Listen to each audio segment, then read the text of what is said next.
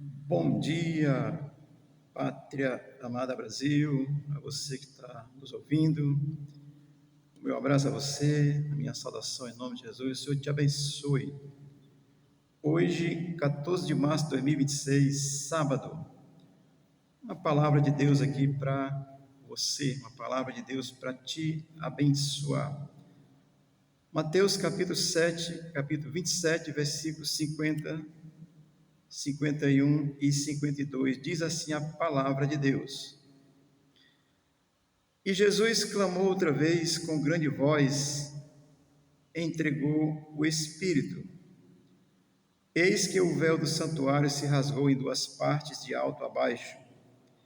Tremeu a terra, fenderam-se as rochas, e abriu-se os sepulcros, e muitos corpos de santos que dormiam ressuscitaram. Amém. O capítulo 27 de Mateus, ele vai tratar de muitas coisas importantes com relação a Jesus Cristo. Do versículo 1 ao 2, Jesus foi entregue a Pilatos pelos sacerdotes da época. Do 3 ao 10 é o suicídio de Judas. Do 11 ao 26, Jesus está perante Pilatos para ser julgado por ele. Do versículo 27 ao 31, Jesus é entregue aos soldados para apanhar e levar a cruz, né? No versículo 32, Simão leva a cruz de Cristo. Do 33 a 44 é a crucificação. A morte de Cristo está registrada no versículo 45 a 56, do versículo 57 ao 61 é o sepultamento de Jesus, do 62 ao 66, os soldados estão guardando o sepulcro. A ressurreição vai acontecer no capítulo 28. Vamos aqui aprender um pouco com a palavra de Deus, capítulo 27, versículo 50, começa dizendo assim, de Mateus, né? E Jesus clamou outra vez com grande voz, entregou o Espírito. O que significa isso? Isso registra exatamente o momento em que Jesus morreu fisicamente e literalmente. Quem nega a morte de Jesus está enganado, está mentindo, não prega o evangelho de Jesus verdadeiro. Jesus morreu literalmente. Esse aqui é o momento da morte de Jesus, registrado no livro de Mateus, capítulo 27, versículo 50. Diz que ele clamou outra vez com grande voz e entregou o Espírito. Entregou o Espírito, isto é, morreu literalmente. Amém? O versículo 51 vai começar dizendo assim: eis que o véu do santuário se rasgou em duas partes, de alto a baixo. Esse detalhe ele é significativo para a fé cristã. Por quê? Quando diz o véu do santuário se rasgou de alto a baixo, isso caracteriza uma intervenção divina de Cristo pelos pecadores, nos dando direto acesso a Deus. Por que isso? Porque o véu do templo era colocado no templo onde tinha o lugar santo e tinha o lugar santo dos santos. Esse véu separava o lugar santo do lugar santo dos santos. Lá estava a Arca da Aliança com as tábuas da lei, o maná do deserto e a vara que floresceu. E ali só entrava o sumo sacerdote, ninguém mais entrava. Então, quando o véu do templo rasgou-se e diz que de alto a baixo, isso é uma intervenção divina, porque ele era colocado numa altura, para rasgar de alto a baixo era difícil, mais difícil. Então, há uma intervenção divina nesse momento. Isso significa, meu amado, que a nova aliança em Cristo Jesus, eu e você, por essa fé em Cristo, temos acesso direto a Deus. Os sacerdotes são pessoas que devem ser chamadas por Deus para ensinar e lhe conduzir a crer em Cristo, mas jamais substituir a Cristo. Amém? Estou dizendo isso porque quando Jesus, na morte de Cristo, quando o santuário, quando o véu do templo que separava o lugar santo dos santos é rasgado de alto a baixo, isso é uma intervenção divina. E o texto vai continuar dizendo assim: tremeu a terra, fenderam-se as rochas.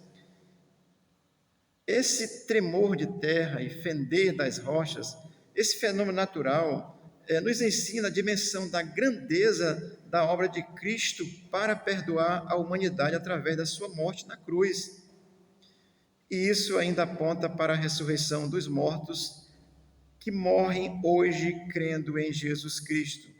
Serão ressuscitados no último dia, quando Jesus voltar. Então, estou lhe dando essa palavra de orientação bem breve. Quando diz tremeram a rocha, tremeu a terra, refendeu-se as rochas, isso é uma demonstração do poder de Deus sobre todas as coisas, sobre a natureza, sobre tudo.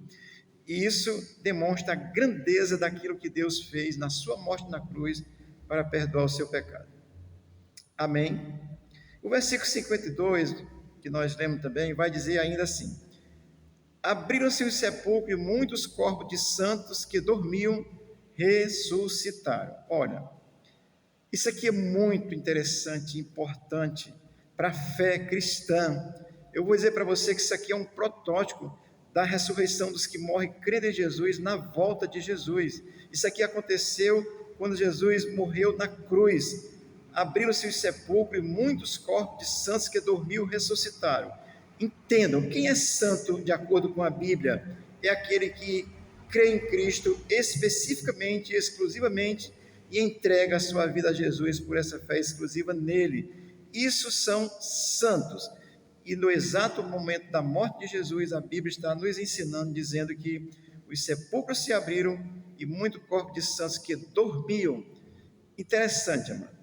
Eu quero fazer um destaque para essa condição, muitos corpos de santos que dormiam. Essa expressão, ela é significativa, assim, por demais, para a vida de um genuíno crente que está vivo hoje. Porque o crente, quando crê em Cristo hoje em vida, que ele morre, ele não está morto em si, ele está dormindo. O que morreu foi o corpo, voltou ao pó. A sua alma, o seu espírito está num estado de dormir, e quem dorme será acordado na ressurreição. Amém? Portanto, esse versículo, esse texto que eu estou dizendo para você, esse ato em que Jesus morreu na cruz, ele é um protótipo da ressurreição dos que morrem crendo em Jesus, na vinda de Jesus, que vai haver o arrebatamento e tudo isso. Então, isso aqui está demonstrando essa ação gloriosa do poder de Deus para ressuscitar aqueles que morrem crendo nele, e a Bíblia diz que estão dormindo, quem está dormindo será acordado para a vida eterna. Amém? O versículo 53 do mesmo capítulo 27 de Mateus diz o seguinte: e saindo dos sepulcros depois da ressurreição de Jesus, entraram na cidade santa e apareceram a muitos.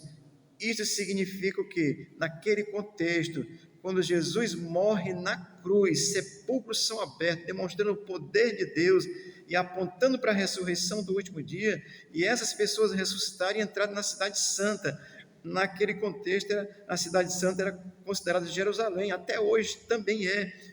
E a nova Jerusalém, quando vier do céu, não confunda as coisas, tá certo? Mas aqui é um ato literal, na hora da morte de Cristo, pessoas ressuscitaram e entraram na cidade santa, e diz que apareceram a muitos. Então, naquele contexto, podiam testemunhar deste fato. Amém? Eu vou dizer para você que isso significa que a morte de Jesus, a nossa fé nele, quando nós morremos fisicamente, estamos dormindo, aguardando a ressurreição em Cristo Jesus.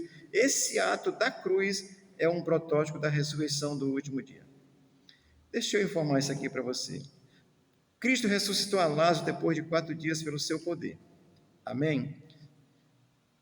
Cristo, no momento da sua morte, sepulcros são abertos, pessoas são ressuscitadas e entram em Jerusalém, literalmente naquele contexto.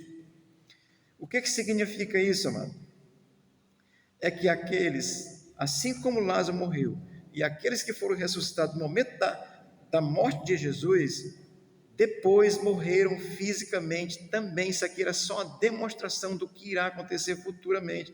Essas pessoas, assim como Lázaro, morreram depois fisicamente e estão aguardando a ressurreição do último dia. Deixa eu ler aqui um texto para encerrar com ele, para você entender, abrir seu coração para crer em Cristo. Evangelho de João, capítulo 6, versículo 39 e 40, diz assim: isso é Jesus falando: e a vontade do Pai que me enviou é esta, que nenhum de todos aqueles que me deu eu perca, mas que eu ressuscite no último dia. Portanto, a vontade daquele que me enviou a esta, que todo aquele que vê o Filho crer nele, tenha a vida eterna e eu ressuscite no último dia. Amém, queridos? O texto que eu falei de Mateus, capítulo 27, versículo 50, 51, 52, 53, registra o momento da morte de Jesus. Houve a escuridão, a terra tremeu, os sepulcros se abriram, pessoas se ressuscitaram, entraram na cidade santa, isso é literal mesmo. Essas pessoas depois morreram fisicamente, assim como Lázaro também depois morreu fisicamente. Isso é um protótipo da ressurreição do último dia, quando Jesus voltar. Creia, porque a palavra de Deus é verdade e ela se cumprirá cabalmente. Uma breve reflexão para você.